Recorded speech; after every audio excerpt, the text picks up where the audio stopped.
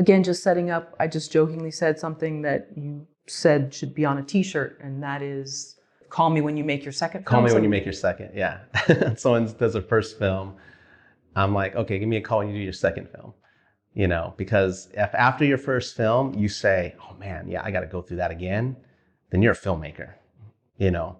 But I say that because in the films that I've done, a lot of my lead actors have gone off. A lot of my stuff's ensemble, right? So a few of my leads, almost all my leads of all my feature films had gone off to write and direct their own films because I had shown them how to pull the rabbit out of the hat for little money. Because at that time, no one thought you could make a movie for $50,000.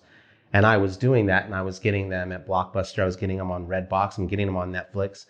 So these actors would go off and use my connections to do their thing. And some of them did it right in the sense that they started their process. Some of them didn't do it so right, and they just copied my process. But none of them went off to make a second film.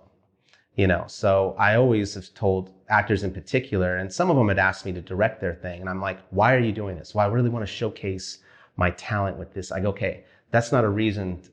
It's a vanity project. It's not something I'm interested in. I go, if there's nothing personal, then why are you going to do this? Because that's going to reek of vanity as soon as you put it out there.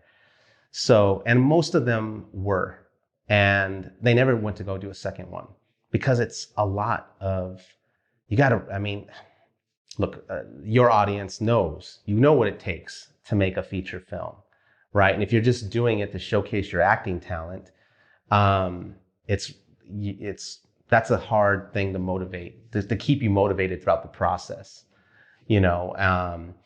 And then also after you get past releasing it and your friends and family are supportive, where is it now?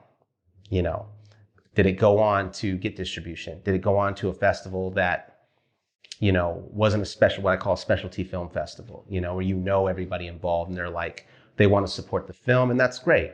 But not very few of them have gone to go do a second. Actually, none of them have gone on to do a second feature. And most of the people I know that thought they wanted to be filmmakers after the first one, that was it for them. And they're just like, I don't know how you did it. How do you do it raising your family and do it? I said, well, I enjoy both. I love making movies. I love being a family guy. I love being a husband. I love being a dad. So to me, it's not, I don't want to say the word's hard because it is hard, but it's not labored. And so you have a family, you have 2 children, and you also work? Yes, yeah. So I have been on a dry spell, although I will say this month is the first month in a while I'm making more money as a writer-director than I am in my job. And so that was a really good way to start August. So this is in August, yeah. So, but yeah, I have to maintain my financial responsibilities to my family. But the job that I have allows me to do both. It allows me to keep pursuing I have a flexibility in that.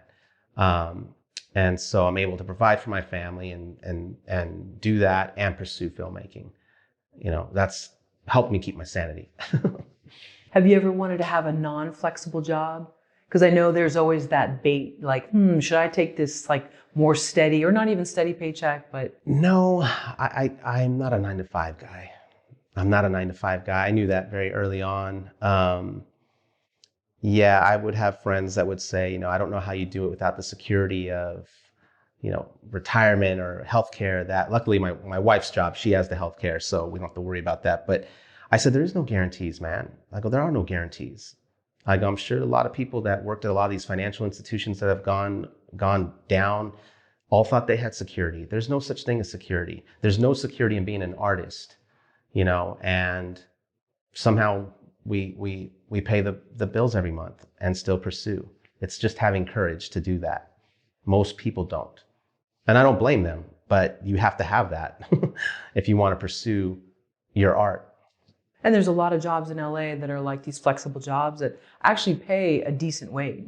You'd be, you know, I think people there's don't all realize these microeconomies. People make it work and make it hustle. You know, I always say, I go, look, if you come to LA to pursue acting or filmmaking or whatever your passion is, if it's important to you, you find a way. If it's not, you'll find an excuse.